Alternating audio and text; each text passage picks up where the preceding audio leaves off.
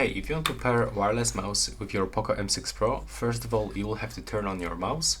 So in my case, it looks like this, that I have to move this switcher. That's quite simple.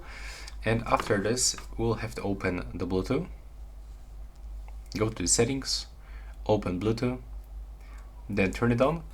And also we have to enter for the pairing mode on your mouse. So in my case, I have to click on this Bluetooth button once.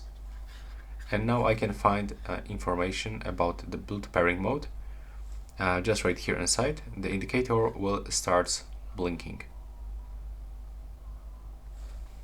So now I can try to refresh the available devices list. And now I can find my mouse on available devices. So now I have to accept pairing. And as you can see right now, I can use my mouse on the POCO M6 Pro. And that's how it looks. Right now, please subscribe to my channel and see you in the next one.